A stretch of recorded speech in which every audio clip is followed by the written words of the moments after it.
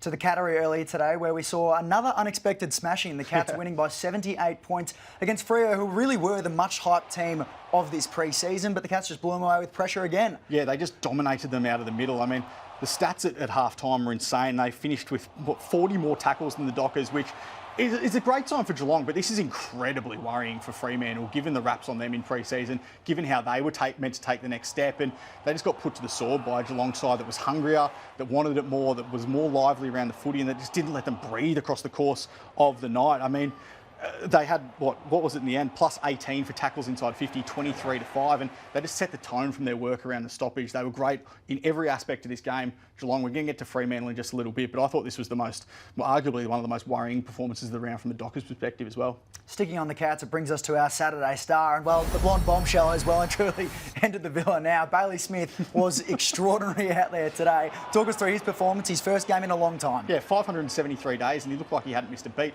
It wouldn't have shocked me if their opening round clash against Brisbane last week, if it had gone ahead, if Bailey Smith would have missed that one, given he tweaked the knee right in the eve of pre-season. But he comes out today and just doesn't look like he's shown any signs of wear at all. 32 disposals, 12 score involvements, 7 clearances, 5 tackles, 693 metres gained. This is what they would have thought they were getting from Bailey Smith. I mean, the ability to go forward and impact the scoreboard as well. He kicks that goal there, his first goal for the club.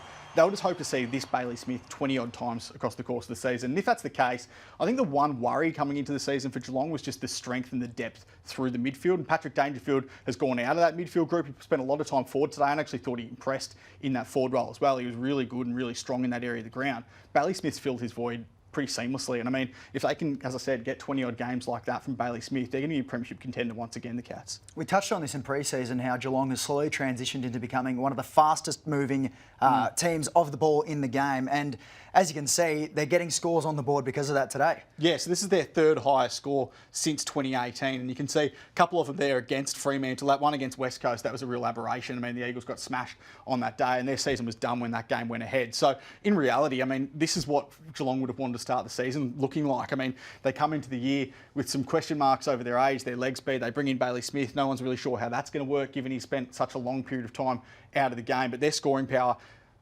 they're one of the toughest teams to stop now in all aspects of the game. And the fact they've got this midfield group now that's firing in all cylinders with Bailey Smith leading the charge, they're going to be a dangerous proposition once again. You touched on it before, but as good as Geelong were, Freo were terribly disappointing after a much-hyped pre-season campaign. Yeah, they lose by 78 points today. And I mean, if it wasn't for Murphy Reid, and we'll get to him in just a little bit, but if it wasn't for Murphy Reid, this would be without positive whatsoever for the Dockers. We heard from Justin Longmuir on the eve of the season saying they didn't want to give up too much of what they were going to do in the year. They wanted to play vanilla football through pre-season. And I was critical of those comments at the time because I remember thinking to myself, well, all this does is it puts so much attention from your fan base on your first month of the season. Because all Dockers fans are out there going, right, if this is vanilla football, I'm excited to see how much is going to change in the first month. And this is what we got from Fremantle. I mean, this is a top 4 list.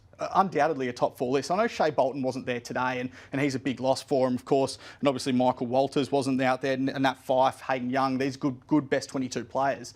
But they should have been a lot better than that today. And this is a real worry for the Dockers now with the game against the Swans, who showed a lot of improvement today next week. I mean, you wouldn't want to start the season 0-2 given the amount of attention that was on you over the pre-season. I think there's more pressure on Fremantle than any other side in the competition. And I think this result is going to heap more pressure on them going into that round 2 clash. Well, absolutely vanilla they were until, as you mentioned, Murphy Reid came to the fore in the second half. Not much of a first half for him either, but some eyebrows were raised with this one early and he just went from strength to strength after it. So what do you do? What do you kick? 4 goals in 6 minutes. I think he was the first player to kick 4 goals in a quarter on debut since 2000. So he was absolutely outstanding in this term. And really, this was the only positive for the Dockers. And he sort of single-handedly dragged them back into the game. I mean, when this burst started, they were, 40, 50 points down. He gave him a chance at three-quarter time and his teammates didn't go with him.